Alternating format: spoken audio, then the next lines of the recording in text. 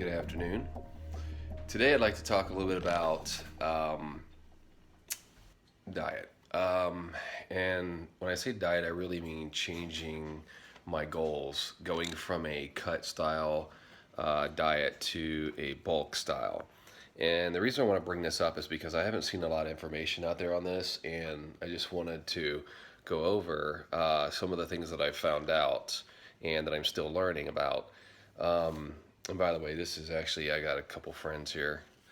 They're green cheek conures. They kind of help keep me company. and we also brought in our tropical plants because it's November and we're getting ready to, well, it's getting ready to get colder out here. So anyway, back to what I was saying. I've been on a mild cut diet for 2 months, and now that I've shifted in the last 2 months to a bulk diet, one of the things that I've noticed is that it is not very easy going from eating, let's say, in my case, I was around 180 pounds and I was doing 2,000 calories a day, and I was on a mild cut diet.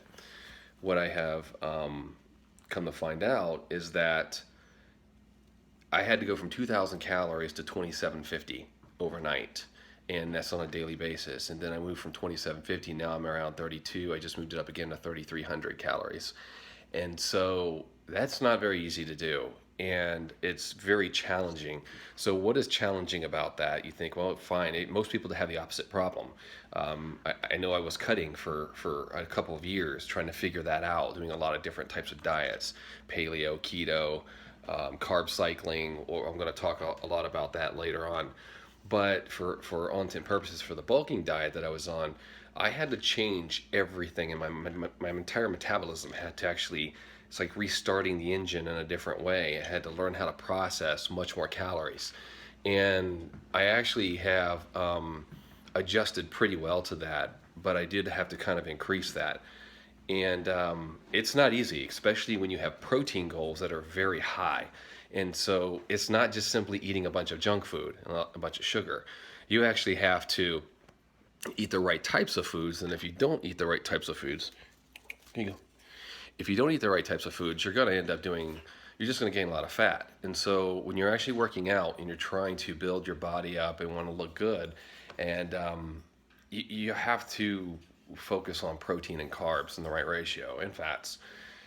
So protein has been the biggest challenge because protein is very low in calories. So when you start talking about proteins, I mean like chicken, peanut butter, hamburger, steak, fish.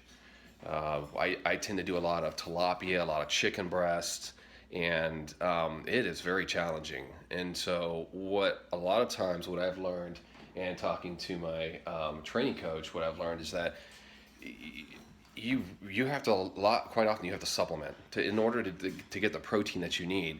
Um, well, in a sense, one of the I guess I should put it this way: an accepted standard in the bodybuilding community is about 1 gram per pound of body weight. So let's say I weigh 180 pounds. Let's say I weigh 200 pounds.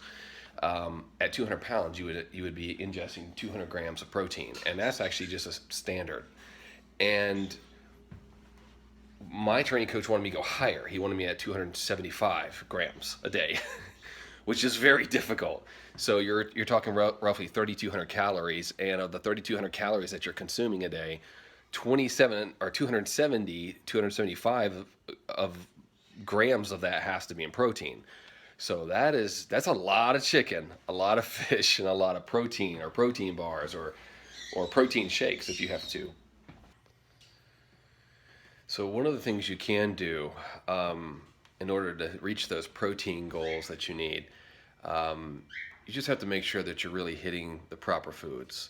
So another thing to do is just to make sure. In my case, I've ended up eating a lot of tuna fish with olive oil, mayonnaise mixed in, and I try to do things like Cliff Bars and stuff, which also kind of helps supplement to give me every little bit of edge that I can get.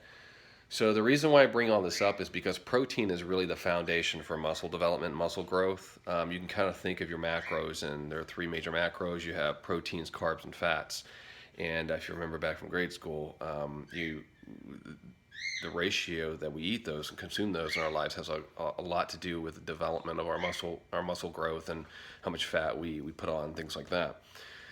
So, a good idea to stay away from carbs. Carbs are a great energy source while they give you the energy to carry through a workout.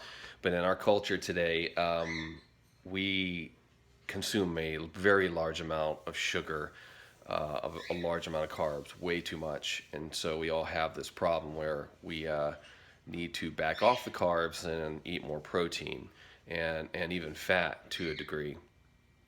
And so, hopefully, this is kind of at least give the basic idea of if you're going to move from a bulk diet, or in this case, a cut diet to a bulk diet, there's a lot of advice on losing weight and cutting body fat, but not a whole lot on how to actually move from a cut to a bulk diet. So just keep your protein up, keep your carbs there as an energy source for getting through workouts. You will need those. You can supplement, but it can be challenging. So I just wanted to inspire you guys to keep up on that goal. If that's what you're attempting to do, put on weight. Try to maximize your protein intake, eat healthy, and get your veggies, your greens, and your micronutrients in, but also eliminate as much as you can the sugars and carbs, because in the end, they're not really going to help too much. Have a good day. Until next time. See you guys.